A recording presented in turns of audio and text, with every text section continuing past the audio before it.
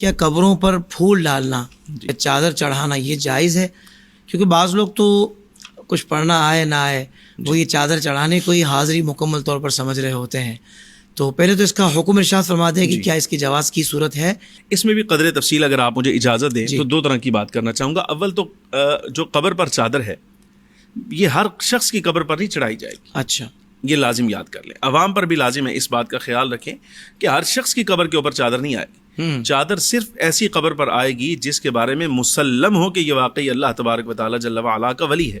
صحیح. اور اس پر علامہ نابلسی رحمۃ اللہ تعالی علیہ نے کشف النور میں لکھا. آپ فرماتے ہیں اس کی سبب اس کی جو وجہ ہے وہ یہ ہے تاکہ عوام کی قبور سے اولیاء کرام کی قبور کا امتیاز ہو جائے. صحیح. معلوم ہو جائے کہ یہ اللہ کا کوئی مقرب بندہ ہے, یہ صاحب ولایت ہے, یہ ولی ہے.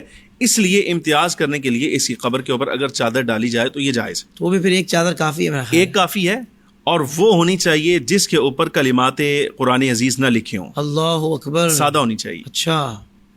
اس لیے کہ آپ دیکھیں جس وقت وہ چادر چڑھائی جاتی ہے وہ آتی ہے پاؤں کی طرف. نمبر ایک.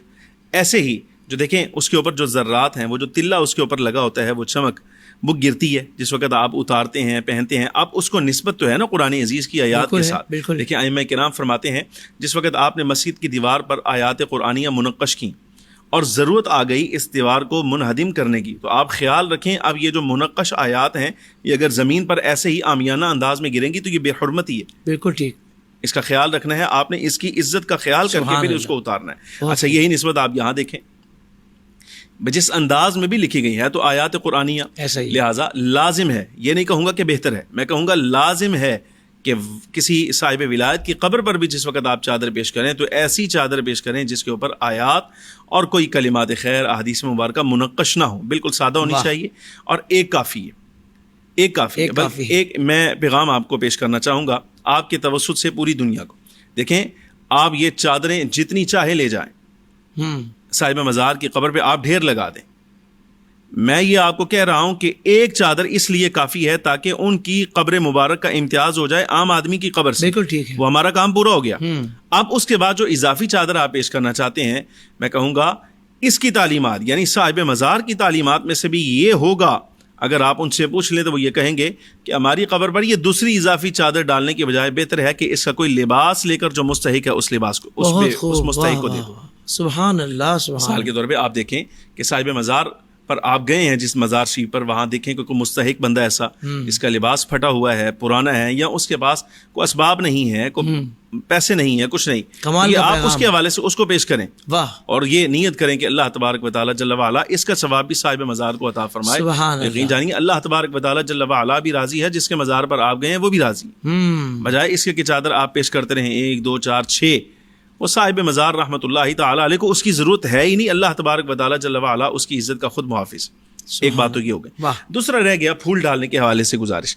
تو یہ بلا امتیاز یعنی صاحب مزار ہو یا کوئی عام مومن, ہر ایک شخص کی قبر کے اوپر کوئی بھی ایسی شے جس کے بارے میں آپ کو معلوم ہے یہ تر ہے, اور چونکہ اللہ تبارک و تعالی جل وعلا نے قرآن عزیز میں یہ نظریہ عندیہ خود ارشاد فرمایا ہے وَإِن مِّن شَيْءٍ إِلَّا يُسَبِّحُ بِحَمْدِهِ وَلَٰكِن لَّا تَفْقَهُونَ تَسْبِيحَهُمْ. کائنات کی کوئی شے ایسی ہے ہی نہیں جو اللہ کی تسبیح نہ کرتی ہو. ہاں تم اس کی تسبیح سے واقف نہیں ہو, تمہیں معلوم نہیں, تم اس کی تسبیح کو سمجھ نہیں سکتے. اچھا, یہ اندیا دے دیا. سرکار دو عالم صلی اللہ علیہ وسلم سے ثابت ہے, امام الانبیاء صلی اللہ علیہ وسلم نے ایک شاخ کے دو ٹکڑے کروائے, ایک شخص کی قبر پر لگایا, دوسرے کی قبر پر لگایا, اور یہ وہ صاحبان قبور تھے جن کے بارے میں سرکار اس سے پہلے یہ فرما چکے کہ یہ عذاب کی کیفیت میں مبتلا ہے. ان میں سے ایک شخص وہ تھا جو پیشاب کے چھینٹوں سے بچتا نہیں تھا, اور دوسرا وہ جو چغلی کھاتا تھا.